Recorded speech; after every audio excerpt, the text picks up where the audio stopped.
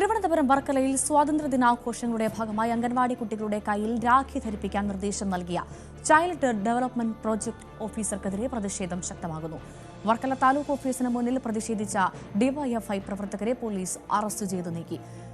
CDPC ഓഫീസർക്ക് എതിരെ നടപടിയെടുക്കണമെന്നാണ് പ്രതിഷേധക്കാരുടെ ആവശ്യം. അഭിലാഷ് വിവരങ്ങളുമായി ചേരുന്നു. അഭിലാഷ്, പിഞ്ചു കുട്ടികളാണ്, അവർക്ക് ഒന്നും അറിയില്ല. അപ്പോൾ ഈ സ്വാതന്ത്ര്യദിനാഘോഷത്തിന്റെ ഭാഗം എങ്ങനെയാണ് രാഖിയാകുന്നത്? എങ്ങനെയാണ് ഈ കുട്ടികളുടെ കയ്യിൽ രാഖി ധരിപ്പിക്കാൻ ഒരു ഉദ്യോഗസ്ഥന് നിർദ്ദേശം നൽകാനുള്ള കാരണം? എന്താണ് അതിന്റെ വിശദാംശങ്ങൾ? തീർച്ചയായും ഇത് തന്നെയാണ് ഇന്ന് പ്രതിഷേധക്കാരും പ്രധാനമായും ഉന്നയിച്ച ഒരു കാര്യം.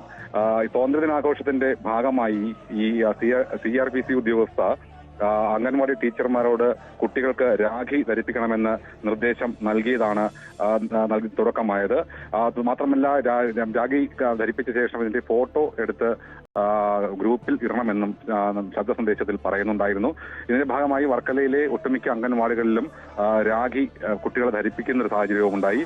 പലയിടങ്ങളിലും ദേശീയ പതാകയുടെ നിറത്തിലുള്ള രാഖികളാണ് ധരിപ്പിച്ചതെങ്കിൽ ഈ വർക്കലയിൽ തന്നെ കണ്ണമ്പ എന്ന് പറയുന്ന ഒരു വാർഡിലെ അംഗൻവാടിയിൽ അവിടുത്തെ വാർഡ് കൗൺസിലറുടെ നേതൃത്വത്തിൽ തന്നെ ഈ സാധാരണ രക്ഷാബന്ധനം ഉപയോഗിക്കുന്ന അതേ രീതിയിലുള്ള രാഖി ധരിപ്പിക്കുന്ന ഒരു സാഹചര്യം ഉണ്ടായി.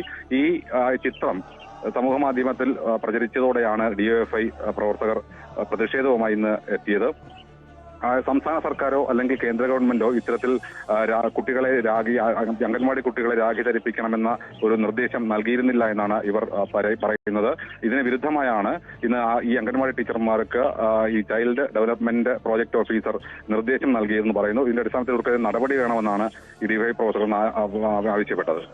അതാണ് അഭിലാഷ്, കേന്ദ്ര സർക്കാരോ സംസ്ഥാന സർക്കാരോ അത്തരത്തിലൊരു നിർദ്ദേശം നൽകാത്ത പശ്ചാത്തലത്തിൽ ഈ ഉദ്യോഗസ്ഥൻ എന്തിന്റെ അടിസ്ഥാനത്തിലാണ് ഇത്തരത്തിൽ കുഞ്ഞുങ്ങളെ രാഖി ധരിപ്പിക്കണമെന്ന് പറഞ്ഞത് എന്നാണ് മനസ്സിലാക്കാത്തത്. DYFI എന്താണ് ഈ വിഷയത്തിൽ പറയുന്നത്?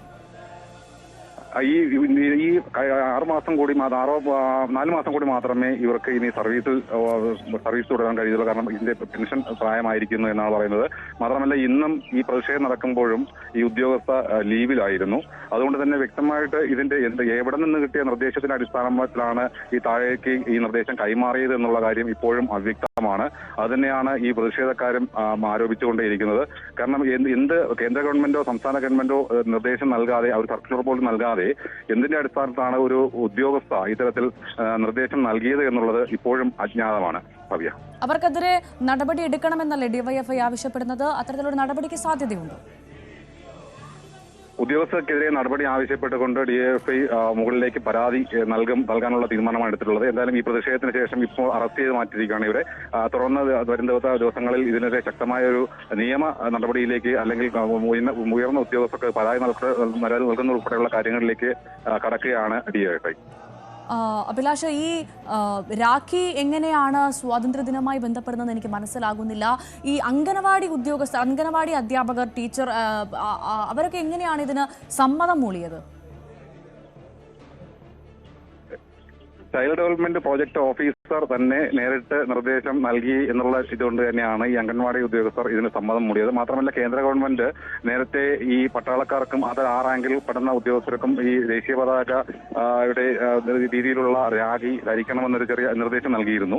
അതിന്റെ ഭാഗമായി അതിന്റെ ചുവട് പിടിച്ചാകാം ഈ ഉദ്യോഗസ്ഥ ഇത്തരത്തിലൊരു നിലപാട് സ്വയമായി തന്നെ എടുത്ത് താഴെ തട്ടിലേക്ക് കൈമാറിയെന്നാണ് ഇപ്പോൾ മനസ്സിലാക്കാൻ സാധിക്കുന്നത്. മാത്രമല്ല, ഒരു രാഖിയുടെ ചിത്രം ഈ വാട്സാപ്പിൽ ഈ അംഗനവാടി ടീച്ചർമാർക്ക് അയച്ചു കൊടുത്തിരുന്നു. അതേ മാതൃകയിലുള്ള രാഖി നിർമ്മിക്കണമെന്നും ആ രാഖി കുട്ടികളെ കയ്യിൽ ധരിപ്പിക്കണമെന്നുമാണ് ഇവർ നിർദ്ദേശം നൽകിയത്. ഇത് എവിടെ നിന്ന് കിട്ടിയ മാതൃകയാണെന്നോ ഇത് എന്തിനു വേണ്ടി നൽകിയെന്നുള്ളത് ഇപ്പോഴും വ്യക്തമല്ല. ശരി, അഭിലാഷാണ് വിവരങ്ങൾ നൽകിയത്.